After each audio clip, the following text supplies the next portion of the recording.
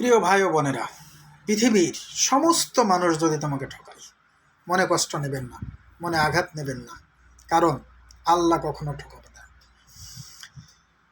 পিতা পুত্রকে ঠকাতে পারে, পুত্র পিতাকে ঠকাতে পারে, মা সন্তানকে ঠকাতে পারে, সন্তান মাকে ঠকাতে পারে, কিন্তু পৃথিবীর কোনো বন্ধু বন্ধুকে ঠকাতে পারে, পৃথিবীর কোনো বন্ধু কোনো বান্ধবীকে ঠকাতে পারে, কোনো বান্ধবী তার বন্ধুকে ঠকাতে পারে, কিন্তু আল্লাহ কখনো কাউকে ঠকায় না।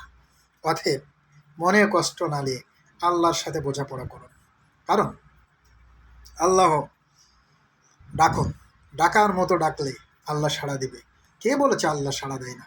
আল্লাহ ঠিকই সাড়া দেয়, তুমি বুঝতে পারো না। তোমার কখন কোনটা দরকার, কখন কোনটা তোমার প্রয়োজন, এবং কি করলে তোমার ভালো হবে, কোনটা তুমি ধারণ করতে পারবে, কোনটা ধারণ করতে পারবেন না, সেটা আল্লাহ ভালো করেই বুঝে নেয়। আর যেটা তুমি ধারণ করতে পারবে সেটাই আল্লাহ তোমাকে দান করে, ইনশাল্লাহ। তাই রিজিকের পিছে না ছুটে, রিজিকের সাথে না ছুটে, অর্থের সাথে না ছুটে, যে রিজিকের মালিক তার সাথে ছুটুন, তার সাথে বোঝাপড়া করুন। কখনো কোনো মানুষের আঘাতে মনে কষ্ট নিও না, কারণ পৃথিবীর সমগ্র মানুষ যদি একদিকে হয়ে যায়, আল্লাহ যদি না চায়, তারা তোমার কোনো ক্ষতি করতে পারবে না, শুধু আল্লাহ যদি তোমার পাশে থাকে। তাই পৃথিবীর কোনো মানুষকে তওয়াক্কা না করে, কোনো মানুষের পিছে না ছুটে, কোনো স্বার্থর পিছে না ছুটে, ছোট তোমার রবের পিছে।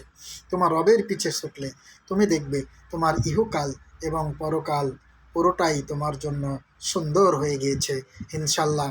তাই প্রিয় ভাই ও বোনেরা, তোমাদের কাছে আমার আকুল আবেদন রইল, তোমরা কখনো কোনো পৃথিবীর কোনো শক্তির কাছে মাথা নত করবে না, একমাত্র মাথা নত হবে তোমার রবের কাছে।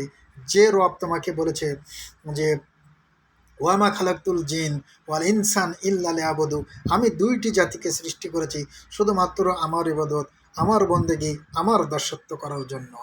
তাহলে আমরা সেই রবের দাসত্ব, সেই রবের বন্দেগি করব, যেই রব আমাদেরকে খাওয়ান, যেই রব আমাদেরকে পড়ান, যেই রব আমাদেরকে রিজিক দান করেন, যেই রব আমাদেরকে সুস্থতা দান করেন, যেই রব আমাদেরকে দিন দান করেন, যেই রব আমাদেরকে রাত্রি দান করেন, যেই রব আমাদেরকে শান্তি দান করেন, যেই রব আমাদেরকে এই পৃথিবীতে ফুল ফল ভরা একটা ফুলে ফলে ভরা একটা পৃথিবী দান করেছেন, এবং নদী দান করেছেন, যে নদী ভরা পানি, পুকুর ভরা মাছ, গোয়াল ভরা গরু, পরিবার ভরা সন্তান সন্ততি আত্মীয় স্বজন দান করেছে, সেই রবের পিছে আমরা ছুটব।